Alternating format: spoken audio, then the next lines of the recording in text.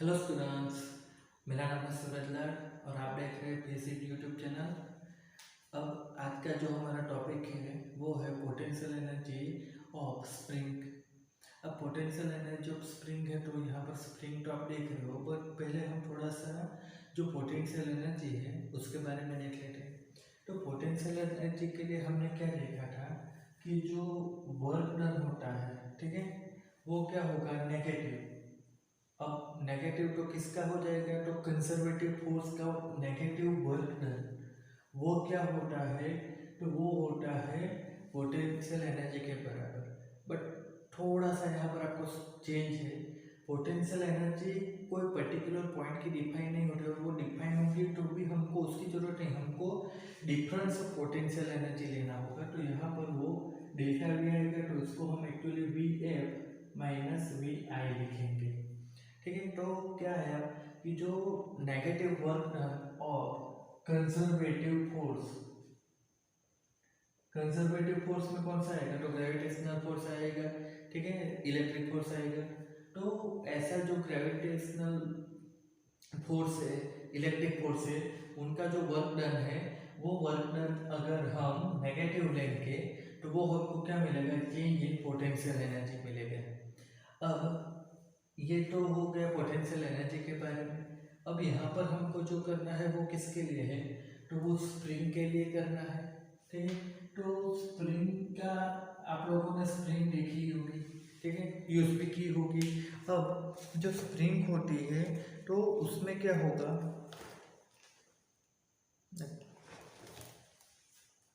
कि आप देखो तो यहाँ पर एक आपको नॉर्मल दिख रही है, ठीक है। अब ये स्प्रिंग को आप इस तरीके से एक्सटेंड भी कर सकते हो और इसको कॉम्प्रेस भी कर सकते हो, ठीक है। तो ये तो उसका प्रॉपर्टी होता है। अब देखो तो स्प्रिंग जो होता है तो उसके ऊपर क्या होगा कि अब यहाँ पर हम क्या कर रहे हैं कि ये नॉर्मल कंडीशन में है, इक्विलिब्रियम पोजीशन में है, तो इसको हम क्या करते हैं, x इक्वल टू 0 लेते हैं, ठीक है। यहाँ पर हम x इक्वल टू 0 लेंगे तो इसका मतलब क्या होगा कि ये इक्विलिब्रियम पोजीशन है, ठीक है। अब ये x इक्वल टू 0 हम क्या कर सकते हैं कि इक्विलिब्रियम पोजीशन पर ही लेते हैं। अब देखो यहाँ से हम स्प्रिंग को एक्सटेंड करेंगे तो ये डिस्प्लेसमेंट हो जाएगा, तो ये राइट साइड पर हो रहा है तो ये पॉजिटिव डिस्प्लेसमेंट हो गया। अब स्प्रिंग को कंप्रेस कर रहे हैं तो ये नेगेटिव साइड पर डिस्प्लेसमेंट हो गया, तो ये माइनस एक्स लिखा है। अब जो स्प्रिंग है तो होता क्या है कि यहाँ पर तो क्या था, फोर्स 0 था। अब यहाँ पर क्या हो रहा है कि हमने जो फोर्स लगाया, ठीक है, तो एफ एक्सटर्नल फोर्स, ठीक है, हमने फोर्स लगाया तभी तो वो इधर थी। तो एक्सटर्नल फोर्स क्या है, ये डायरेक्शन में। तो स्प्रिंग के ऊपर एक्सटर्नल फोर्स लगाया तो स्प्रिंग क्या होती है कि अपनी ओरिजिनल पोजीशन में आना चाहती है। तो ओरिजिनल पोजीशन में आने के लिए क्या करेगी कि स्प्रिंग ऑपोजिट डायरेक्शन में कुछ फोर्स लगाएगी, वो फोर्स होता है स्प्रिंग फोर्स, ठीक है। तो वो आएगा एफ एस, उसकी डायरेक्शन क्या होगी, तो एक्सटर्नल फोर्स की ऑपोजिट में होगी। अब यहाँ पर देखो तो क्या होगा, केस उल्टा हो जाएगा। यहाँ पर हमने फोर्स क्या लगाया है, ये डायरेक्शन में हमने एक्सटर्नल फोर्स लगाया है, तो यहाँ पर जो स्प्रिंग का फोर्स होगा वो क्या हो जाएगा, ये डायरेक्शन में हो जाएगा, ठीक है। इतना तो समझ सकते हो कि जो स्प्रिंग फोर्स है वो क्या है, तो स्प्रिंग को ओरिजिनल पोजीशन में लाने के लिए स्प्रिंग जो फोर्स लगाती है वो, ठीक है। आप इसको रिस्टोरिंग फोर्स भी बोल सकते हो। अब यहाँ पर क्या होता है कि ये जो रिस्टोरिंग फोर्स है, ये रिस्टोरिंग फोर्स क्या होती है, तो ये हुक्स लॉ को फॉलो करती है। अब हुक्स लॉ क्या है, तो हुक्स लॉ क्या कहता है कि जो फोर्स है, ठीक है, तो यहाँ पर हम किसकी बात करते हैं, स्प्रिंग की। तो स्प्रिंग का फोर्स आएगा तो एफ एस वो क्या होता है, तो माइनस के एक्स के बराबर। अब एक्स क्या होगा, तो डिस्प्लेसमेंट, और के जो है उसको बोलते हैं फोर्स कांस्टेंट। तो यहाँ पर क्या होगा, F S equal to minus K X, ये हमारा क्या हो जाएगा, तो स्प्रिंग फोर्स, ठीक, स्प्रिंग फोर्स हो गया। अब देखो तो ये क्या है, तो एक्स के ऊपर डिपेंडेंट है, स्प्रिंग फोर्स का जो फॉर्मूला है वो एक्स के ऊपर डिपेंडेंट है। तो होगा क्या कि एक्स तो यहाँ पर वेरी करेगा, तो जो हमारा फोर्स है वो भी कैसा आएगा, वेरिएबल आएगा। ठीक है, ये कांस्टेंट फोर्स की बात नहीं हो रही है, फोर्स वेरिएबल रहेगा क्योंकि एक्स वेरी करेगा इसलिए। अब यहाँ पर एक चीज और देखो, अगर x पॉजिटिव आ रहा है तो फोर्स नेगेटिव मिलेगा। ठीक है, ये चीज आप कैसे समझ सकते हो कि यहाँ पर हमने देखो राइट साइड पर डिस्प्लेसमेंट क्या, डिस्प्लेसमेंट पॉजिटिव है तो जो फोर्स है वो नेगेटिव मिल रहा है। क्यों नेगेटिव, देखो ये डायरेक्शन में लग रहा है ना फोर्स, स्प्रिंग फोर्स की हम बात कर रहे हैं तो नेगेटिव डायरेक्शन में लग रहा है। दूसरी चीज यहाँ से देखो तो क्या हो रहा है कि अगर डिस्प्लेसमेंट नेगेटिव है, हमने स्प्रिंग को कंप्रेस किया नेगेटिव डायरेक्शन, देखो ये ओरिजिनल पोजीशन है, ठीक है, डॉटेड लाइन, तो लेफ्ट साइड पर आओगे तो वो नेगेटिव हो जाएगी। तो होता क्या है कि हमने नेगेटिव डिस्प्लेसमेंट किया तो फोर्स क्या हो जाएगा कि आप x को नेगेटिव रखो और ये माइनस, तो दोनों मिला के क्या हो जाएगा, पॉजिटिव। तो यहाँ पर देखो जो फोर्स है वो क्या हो रहा है, स्प्रिंग फोर्स की हम बात कर रहे हैं तो वो पॉजिटिव डायरेक्शन में जा रहा है। तो ये जो फॉर्मूला है इसमें जो नेगेटिव साइन है वो किसके लिए है, तो ओनली डायरेक्शन बतलाने के लिए। ठीक है, बट इसका अगर वैल्यू पूछा जाए तो वो क्या हो जाएगा, k इंटू एक्स हो जाएगा, सिर्फ इतना ही। अब इतना तो पता चल गया, अब आगे हम क्या देखेंगे, तो ये वेरिएबल फोर्स भी हो गया। अब ये जो फोर्स है ये हमको मिल गया स्प्रिंग फोर्स। अब यहाँ पर हम बात करेंगे कि work done by F S, मतलब कि स्प्रिंग फोर्स की वजह से होने वाला वर्क डन हम फाइंड करें। तो वर्क डन फाइंड हम कैसे कर सकते हैं, तो W इक्वल टू हम क्या लिख सकते हैं, तो वेरिएबल फोर्स के लिए क्या था फॉर्मूला की इंटीग्रेशन हम करते थे। अब इंटीग्रेशन में क्या आता था, तो एफ एस डी एक्स आएगा। ठीक है, यहाँ पर डिस्प्लेसमेंट को हमने x लिया है इसलिए इसको हम dx लिख रहे हैं।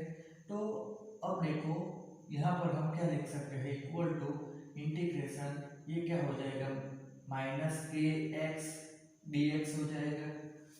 अब देखो कि ये ओरिजिनल x इक्वल टू कितना था, 0 था। अब हम x को इधर ले जा रहे हैं तो हम क्या कर रहे हैं कि x को कोई मैक्सिमम लेंथ तक खींच रहे हैं स्प्रिंग को, तो उस वजह से क्या होगा कि स्प्रिंग की अपनी एक लिमिट आती है। ठीक है, ये आप लोग इलास्टिसिटी में पढ़ोगे कि क्या होगा कि स्प्रिंग को आप एक लिमिट से ज़्यादा खींच लोगे ना तो क्या होगा कि वो वापस अपने ओरिजिनल पोजीशन पर नहीं जाएगी, वो वायर बन जाती है। तो ये इलास्टिसिटी चैप्टर में आप पढ़ोगे। ठीक है, तो स्प्रिंग को हम क्या करते हैं कि स्प्रिंग लिमिट में रख के उसको एक्सटेंड कर रहे हैं। तो हम इसको मान लो कि कोई एक्स एम तक इसको क्या कर रहे हैं, एक्सटेंड कर रहे हैं। तो यहाँ पर जो इंटीग्रेशन आएगा उसकी लिमिट क्या बनेगी, तो x इनिशियली 0 था फिर एक्स एम हो गया।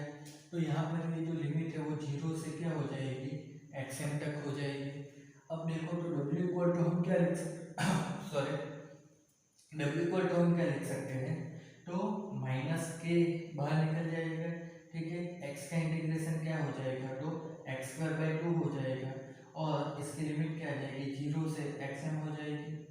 तो ये हमको क्या मिलेगा, w equal to minus K X square X M square by 2 आ जाएगा। ठीक है, फिर तो 0 लिखना है। ठीक है, ये हमारा लिमिटेड इंटीग्रेशन है। ठीक है, लिमिट वाला, तो इसमें क्या हो जाएगा कि एक बार बड़ी लिमिट रखो वेरिएबल की जगह पर, फिर छोटी लिमिट रखो, तो ये तो 0 मतलब पूरा 0 हो जाएगा, तो जरूरत नहीं है। तो ये w इक्वल टू हमको क्या मिला, minus K X M square by 2। तो अब देखो ये हमको क्या मिला, work done by F S. ठीक है, अब ये वर्क डन किसकी वजह से हुआ, स्प्रिंग फोर्स की वजह से। तो दूसरे केस में हम क्या करेंगे कि ये फोर्स स्प्रिंग फोर्स की वजह से, तो work done by F E external force की वजह से होने वाला वर्क डन क्या हो जाएगा, तो ऑब्वियसली वो इसका ऑपोजिट हो जाएगा। तो मतलब क्या है, इसको हम स्प्रिंग है तो एस लिख देते हैं, तो डब्ल्यू एक्सटर्नल के लिए हम क्या लिखेंगे, तो वो हो जाएगा पॉजिटिव के एक्स एम स्क्वायर बाई 2 हो जाएगा। ठीक है, तो इस तरीके से हमको क्या होगा कि यहाँ पर जो एक्सटर्नल फोर्स है उसकी वजह से होने वाला वर्क डन मिल गया। अब यही चीज को हम ग्राफिकली भी बता सकते हैं, ठीक है। यहाँ पर हमारे पास वेरिएबल कौन कौन से हैं, ठीक है। तो एक फोर्स है और एक डिस्प्लेसमेंट है। तो यहाँ पर हम देखेंगे तो क्या होगा कि वाई एक्स पर हम फोर्स ले रहे हैं और एक्स पर डिस्प्लेसमेंट एक्स ही ले रहे हैं। तो अब देखो कि यहाँ पर होता क्या है कि जो फोर्स है, ठीक है, वो पॉजिटिव है तो एक्स नेगेटिव है तो फोर्स पॉजिटिव। तो मतलब आप देखो तो फोर्स को हम पॉजिटिव लेंगे तो फोर्स पॉजिटिव कहाँ पर आएगा कि अपवर्ड साइड पर आएगा। तो वहाँ पर हमको डिस्प्लेसमेंट कैसा लेना पड़ेगा, नेगेटिव। तो यहाँ पर हम नेगेटिव ये डायरेक्शन में इस तरीके से लेंगे। तो देखो यहाँ पर कोई भी पॉइंट ले लो, ये पॉइंट पर आप देखोगे तो फोर्स पॉजिटिव मिलेगा पर डिस्प्लेसमेंट नेगेटिव हो जाएगा। यहाँ पर भी क्या होगा कि फोर्स पॉजिटिव होगा पर डिस्प्लेसमेंट नेगेटिव, ठीक है। तो इसी को आगे करते जाओ तो क्या होगा, तो यहाँ पर हमको क्या होगा, डिस्प्लेसमेंट पॉजिटिव मिलेगा और वर्क कैसा हो जाएगा, नेगेटिव, सॉरी फोर्स नेगेटिव हो जाएगा। यहाँ पर क्या है, डिस्प्लेसमेंट हमारा पॉजिटिव ना, ये जीरो है, ठीक है। तो ये जीरो से इधर पॉजिटिव हो गया बट फोर्स नेगेटिव हो गया। यहाँ पर भी आप ले लो तो ये डिस्प्लेसमेंट पॉजिटिव हो गया बट वर्क नेगेटिव हो गया। तो हमने यहाँ पर क्या देखा था कि जो हमारा initial position x equal to 0 है वहाँ से हम डिस्प्लेसमेंट क्या कर रहे हैं, पॉजिटिव डायरेक्शन में। तो हमको यहाँ पर किसके लिए देखना होगा, तो ये 0 से राइट साइड वाला जहाँ पर डिस्प्लेसमेंट पॉजिटिव है उसको देखना है। तो यहाँ पर से आप क्या करोगे कि ये कोई भी एरिया ले लो आप, ठीक है।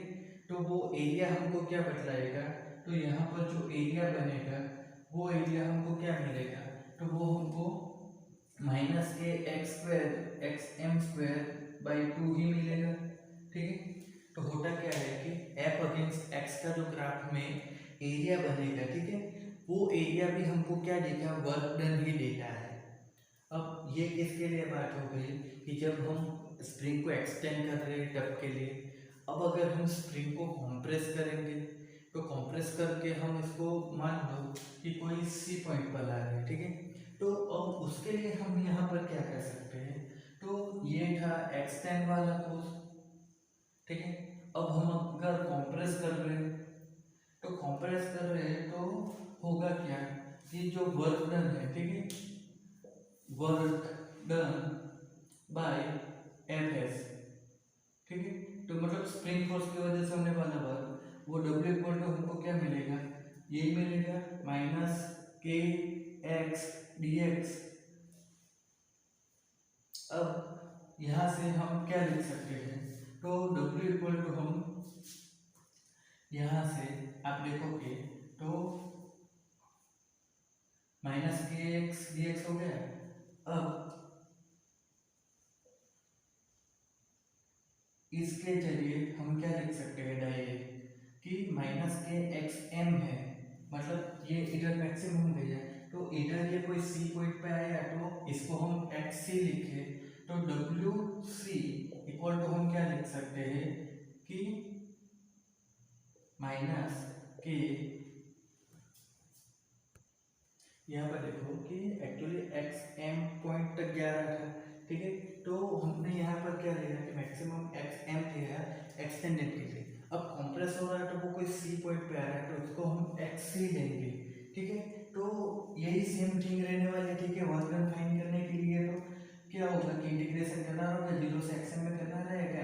तो यहाँ पर एक्स सी में करोगे तो क्या हो जाएगा कि हमको work done by spring force compress वाले केस के लिए क्या मिलेगा, तो माइनस के एक्स की जगह क्या मिलेगा, एक्स एम की जगह एक्स सी का स्क्वायर डिवाइड बाई 2, इस तरीके से मिलने वाला है वर्क डन, ठीक है।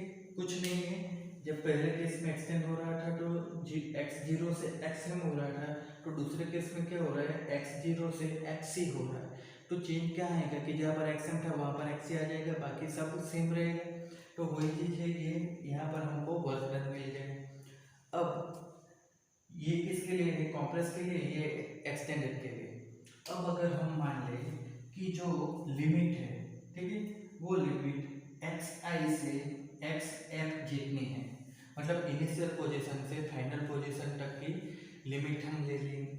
तो हमको वर्क डन कैसे मिलेगा, तो W इक्वल टू क्या हो जाएगा, ठीक है। इसको मैं यहाँ पर लिखता हूँ, एक्स आई से एक्स एफ ये हमारी लिमिट हो गई, ठीक है। क्या चेंज क्या है, मतलब कि जो पहले x0 से xm हो रहा था, ठीक है, तो यहाँ पर हम कुछ वैल्यू लिख रहे हैं, तो वैल्यू की जगह हम पोजीशन बतला रहे हैं कि इनिशियल पोजीशन से फाइनल पोजीशन। तो हमको वर्क कैसे मिलेगा, तो डब्ल्यू एस इक्वल टू क्या हो जाएगा, तो इंटीग्रेशन में एक्स आई से एक्स एफ तक और क्या आ जाएगा, तो minus K x D x, इस तरीके से आ जाएगा। अब यहाँ पर देखोगे तो क्या हो जाएगा, तो माइनस के तो बाहर निकल आएगा, एक्स का इंटीग्रेशन वही सेम एक्स स्क्वायर बाई 2 हो जाएगा, बट अब लिमिट जो है वो एक्स आई से एक्स एफ आ रही है, यहाँ पर 0 से एक्स एम आ रही थी तो वो एक्स आई से एक्स एफ आ रही है। तो अब यहाँ पर क्या होगा, माइनस कॉमन है, के बाहर है, एक्स स्क्वायर है, तो एक्स की जगह पहले क्या लिखना है, एक्स एफ लिखना है, तो एक्स एफ का स्क्वायर डिवाइड बाई 2, ठीक है, माइनस होगा बट ये माइनस के साथ इंक्लूड होकर ये प्लस हो जाएगा, तो क्या हो जाएगा, के x I square divide by 2। तो ये हमको क्या मिलेगा, वर्क डन मिल रहा है, कहाँ का, कि इनिशियल पोजीशन से फाइनल पोजीशन पर जहाँ भी जाओ तो वहाँ का ये वर्क डन हो जाएगा।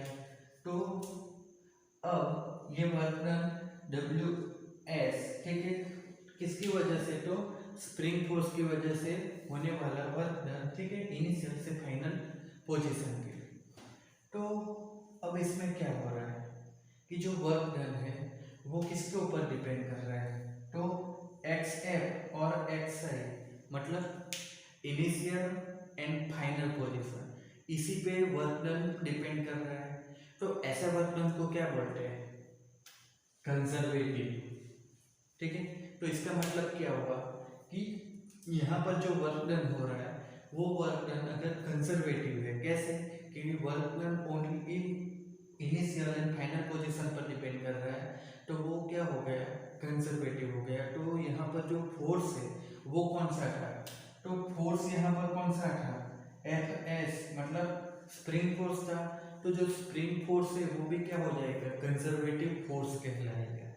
तो यहाँ पर ये कंजर्वेटिव फोर्स वो क्या होगा, तो एफ एस वो कंजर्वेटिव आएगा। अब आगे हमको क्या करना है, तो कंजर्वेटिव फोर्स होता है, तो कंजर्वेटिव फोर्स की वजह से होने वाला वर्क डन वो क्या होगा कि वी एफ के बराबर होता है। तो हम यहाँ पर क्या करेंगे अब कि इसमें से जो डब्ल्यू एस है, तो हम इनिशियल पोजीशन क्या थी हमारे, 0 थे, ठीक है। तो हम क्या करेंगे कि वो इनिशियल पोजीशन को 0 ले लें, तो हमको यहाँ पर क्या मिलेगा, तो के minus K X F square divide by 2, ये हमको क्या मिलेगा, यहाँ पर वर्क डन मिलेगा। दूसरा क्या करेंगे कि देखो यहाँ पर जो डेल्टा वी होता है तो उसमें वी एफ माइनस वी आई होता है, तो वी एफ क्या होगा, फाइनल पोजीशन की पोटेंशियल एनर्जी, और वी आई इनिशियल पोजीशन की। तो हम इनिशियल पोजीशन की जो एनर्जी है, ठीक है, वी आई, उसको भी हम 0 ले रहे, तो हमको वहाँ से क्या मिलेगा, delta V equal to only V F हो जाएगा, ठीक है। मतलब अब हम क्या करेंगे, तो डेल्टा वी क्या है, तो वो नेगेटिव वर्क डन है, ठीक है। तो ये क्या हो जाएगा, negative work done by conservative force, तो ये माइनस, और यहाँ पर देखो तो ये क्या मिलेगा, माइनस के एफ स्क्वायर डिवाइड बाई 2, तो डेल्टा वी एफ, ठीक है, डेल्टा वी एफ वो हमको क्या मिलेगा, तो के एफ स्क्वायर डिवाइड बाई 2, ठीक है। तो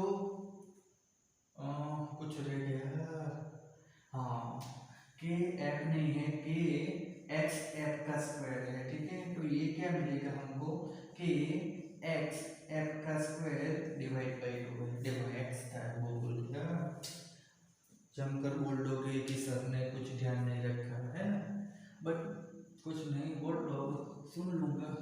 तो ये क्या हो गया हमको कि कोई पर्टिकुलर, अरे डेल्टा भी रह गया, आप तो और बोलोगे,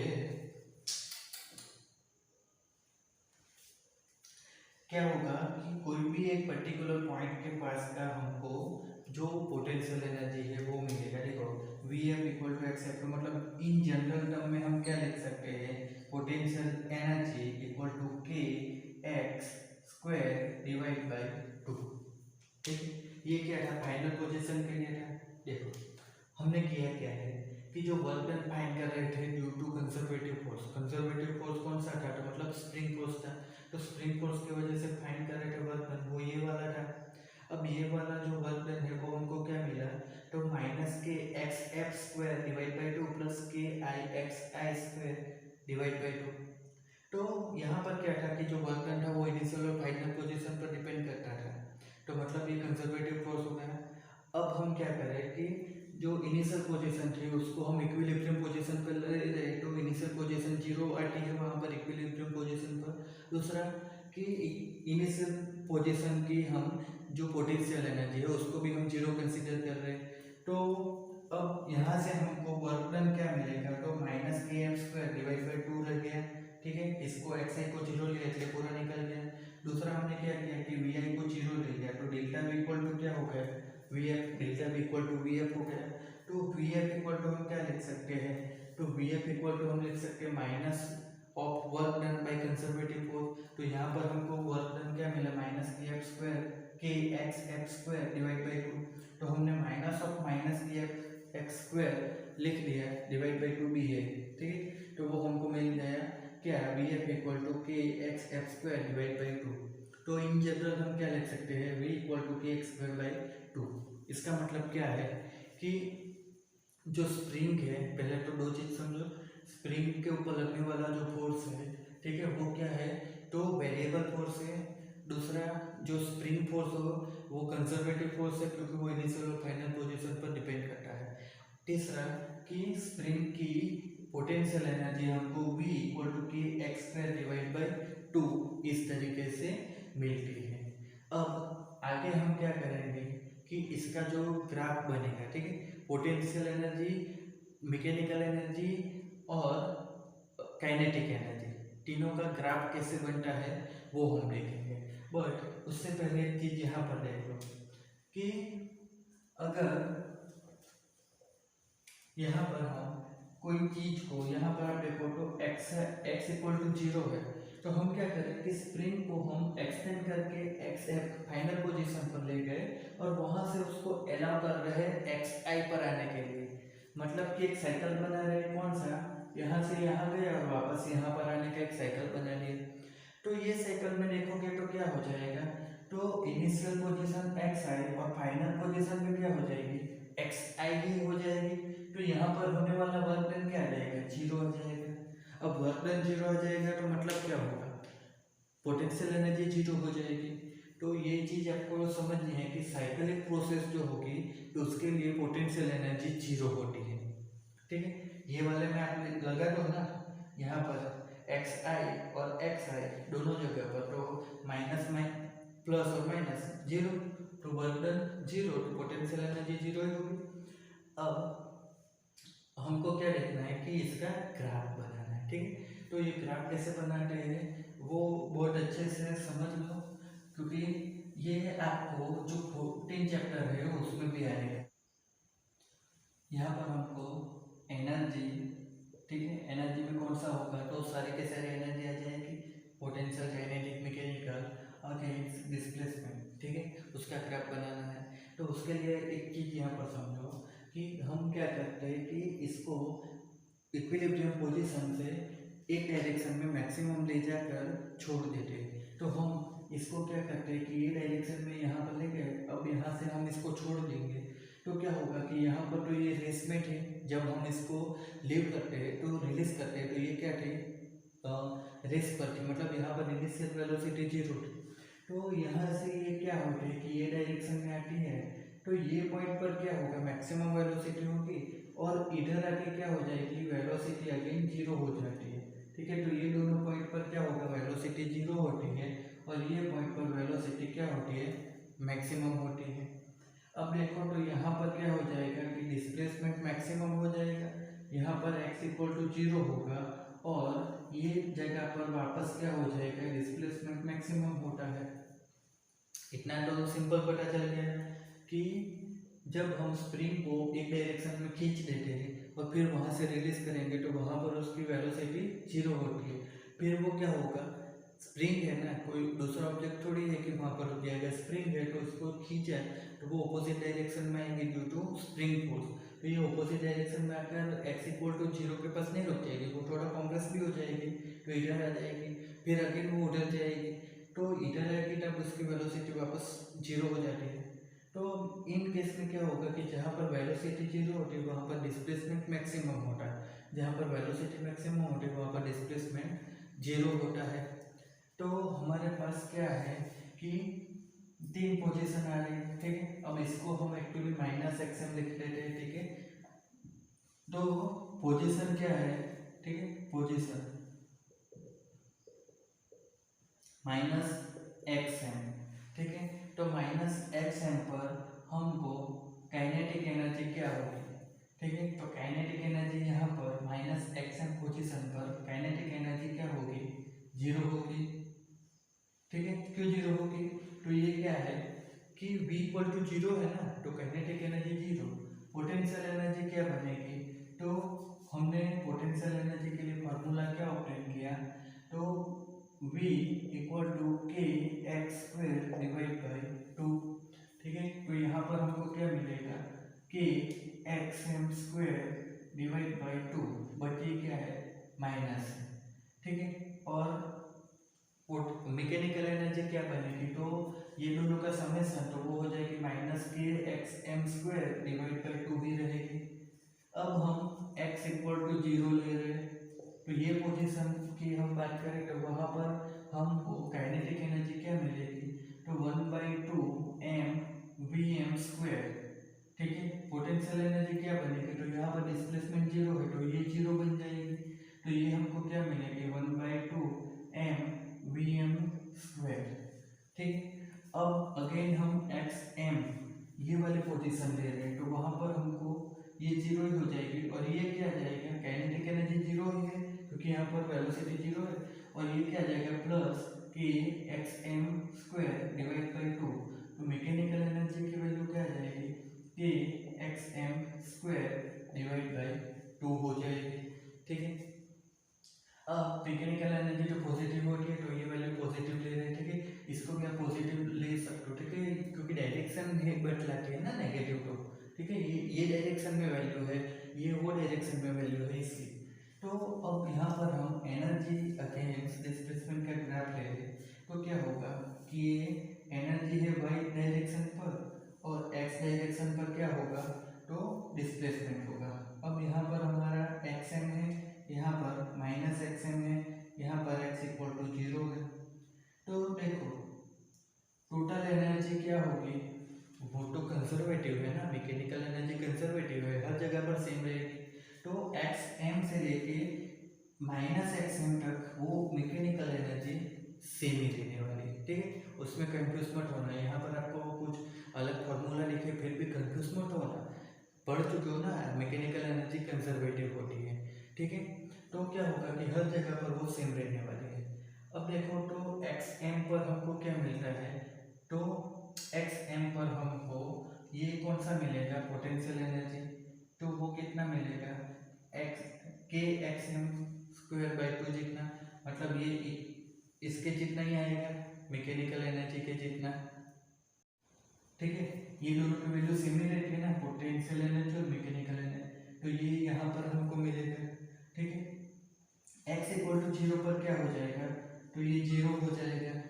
देखो xm पर क्या था, तो ये मैकेनिकल एनर्जी के जितना ही था। अब x इक्वल टू 0 पर ये क्या है, तो 0 है, मतलब यहाँ पर आ जाएगा 0 पर, और फिर क्या है कि -xm पर वो अगेन क्या हो जाएगा मैकेनिकल एनर्जी के जितना, कि x² बाई 2, तो वो अगेन मैकेनिकल एनर्जी के जितना हो गया, तो यहाँ पर आ गया। तो अब ये तीनों पॉइंट को जोड़ दो तो ये इस तरीके से ग्राफ बनेगा।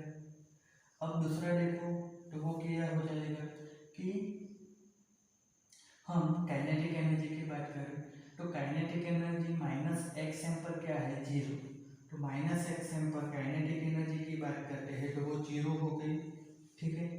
फिर x इक्वल टू 0 पर काइनेटिक एनर्जी 1/2 mvm², वो किसके बराबर है, मैकेनिकल एनर्जी के बराबर है।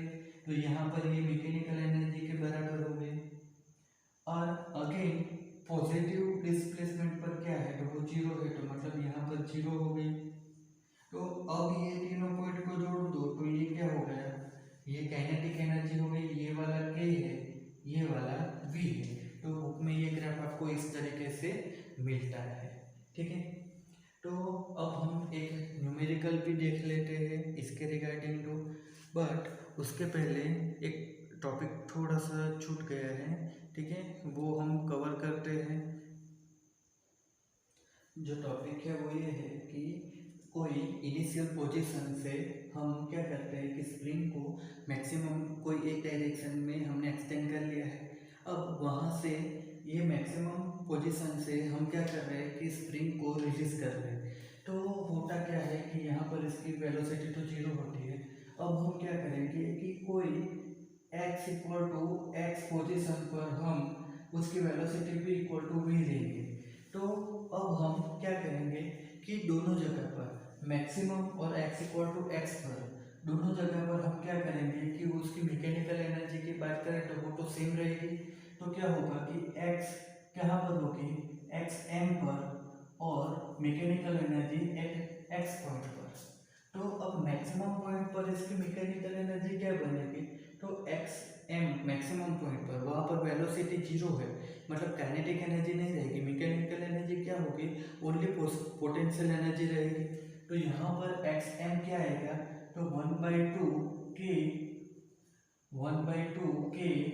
xm स्क्वायर, ठीक है, इस तरीके से मिलेगा।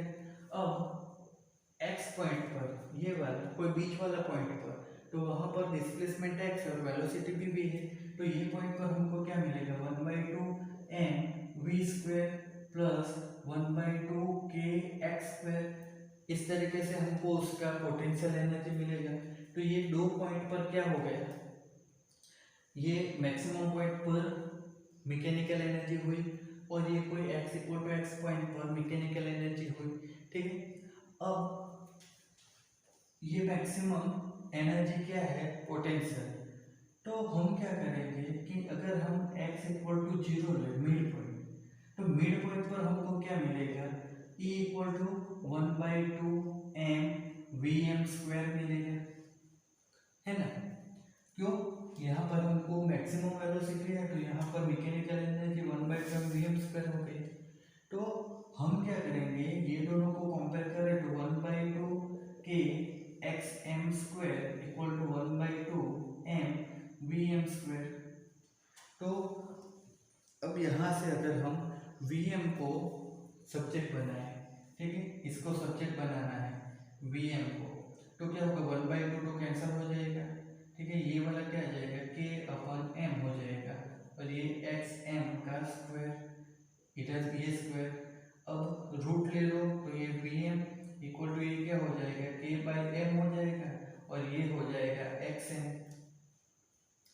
अब देखो तो ये जो अंडर रूट k/m है ना, ठीक है, ये अंडर रूट k/m का डायमेंशन क्या आता है, तो वो डायमेंशन t⁻² आता है, ठीक है।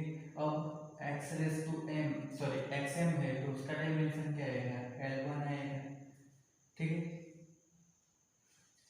अब इसका -1 ही आएगा, ठीक है। अगर ये स्क्वायर रूट नहीं होता तो मतलब ये इस तरीके से होता है ना, k/m, ठीक है, k/m, अब जाके इसका डायमेंशन क्या आता है कि t⁻²। तो अब हम अंडर रूट k/m लेंगे तो उसका डायमेंशन क्या आएगा, t⁻1 हो जाएगा, और ये इधर क्या है, xm इक्वल टू L⁻1 है।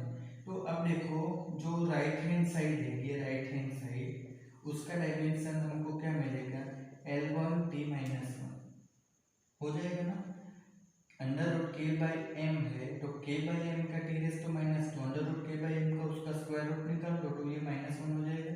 तो मतलब स्क्वायर रूट निकालना है तो इसका स्क्वायर रूट, बट इसका क्या हो जाएगा, 1/2 से मल्टीप्लाई करना रहता है, जो पावर होता है उसको। तो इधर x तो डिस्प्लेसमेंट है तो वो L1 आएगा, तो ये पूरा का L1 t-1।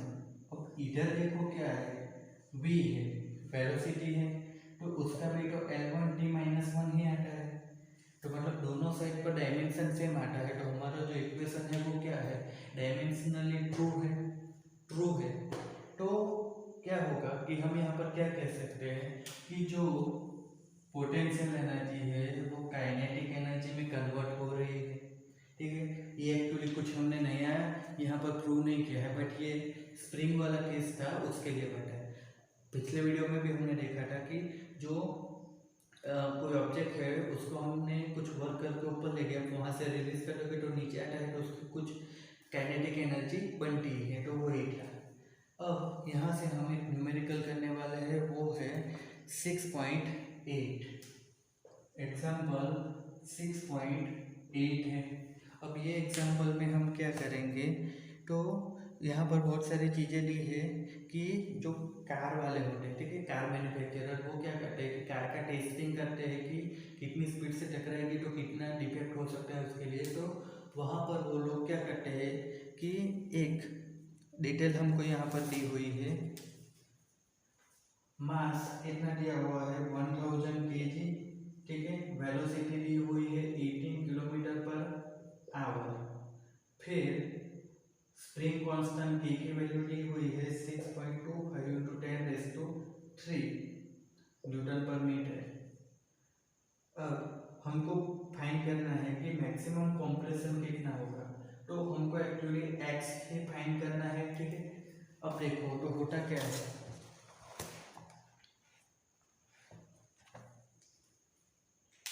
होता क्या है, वो लोग करते क्या है कि ऐसे एक स्प्रिंग लगाई रहती है। अब इधर से क्या करते हैं कि वो कोई कार को स्पीड में लाकर इसके साथ कोलाइड करते हैं, तो कोलाइड करने से स्प्रिंग तो दब जाएगी, तो कितनी मैक्सिमम दबेगी वो हमको फाइंड करना है, ठीक है। तो पहले तो देखो कि मैकेनिकल एनर्जी का कंजर्वेशन जो होता है उसके ऊपर से हम क्या बोलेंगे कि जो कार की काइनेटिक एनर्जी होगी वही काइनेटिक एनर्जी स्प्रिंग की पोटेंशियल एनर्जी बनेगी। ये चीज़ समझ गए। तो पहले हम कार की काइनेटिक एनर्जी फाइंड करें, तो यहाँ पर देखो तो पहले हम क्या करेंगे कि इसको मीटर 18 इंटू 5/18 कर दो, तो वो मीटर पर सेकंड में हो जाएगा, तो ये 5 मीटर पर सेकंड आ जाएगा, ठीक है।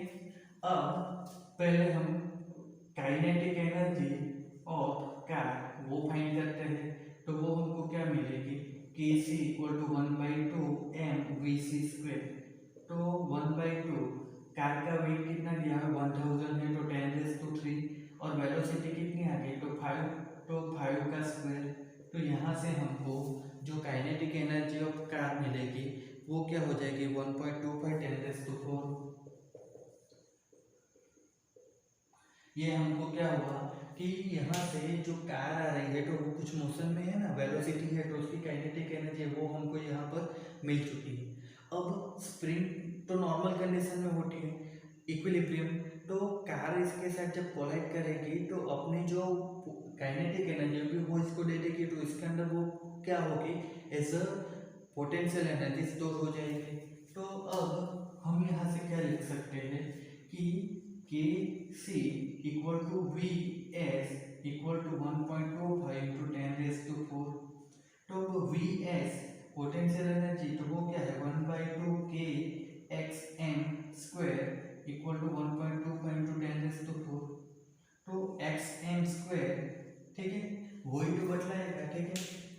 यहाँ से स्प्रिंग अगर नेगेटिव डायरेक्शन में डिस्प्लेसमेंट कर रहे हैं तो भी क्या होगा, पॉजिटिव में कर रहे हैं तो भी क्या होगा, फॉर्मूला तो यही आने वाला है 1/2 kxm²। तो xm² वो हमको फाइंड करने का रहेगा, क्योंकि वही बतलाएगा कि स्प्रिंग कितनी कंप्रेस हुई है। तो xm² वो क्या हो जाएगा 1.25 इंटू 10⁻⁴ डिवाइड बाई क्या आ जाएगा तो 1/2, और k की वैल्यू क्या है,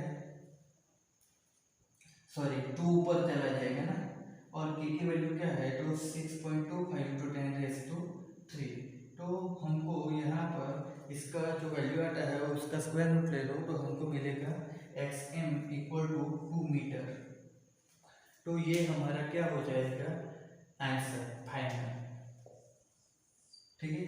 तो यहाँ पर आपका कॉन्सेप्ट क्या है कि मैकेनिकल एनर्जी कंजर्वेशन होता है। तो जब स्प्रिंग नॉर्मल इक्विलिब्रियम कंडीशन में होती है उसके साथ जब कोई काइनेटिक एनर्जी वाली कार कोलाइड करेगी तो क्या होगा कि ये दब जाएगी, कंप्रेस होगी। तो ये कितना दबेगी वो क्या होगा कि काइनेटिक एनर्जी ऑफ कार उसके ऊपर डिपेंड करेगा। तो दोनों दोनों तो चीज़ सेम ही रहने वाली, kinetic energy of car and potential energy of spring. तो वही चीज़ हमने यहाँ पर की हुई है। फिर हमने क्या किया कि पोटेंशियल एनर्जी का फॉर्मूला लगाया तो उसमें से हमको जो डिस्प्लेसमेंट होता है स्प्रिंग का वो मिल गया, वही तो कंप्रेशन है तो वही चुनना था। तो ये हमारा आंसर हो गया। तो आई होप कि आपको आइडिया आया होगा। ठीक है, तो मिलते हैं नेक्स्ट लेक्चर में, तब तक के लिए स्टडी करते रहना।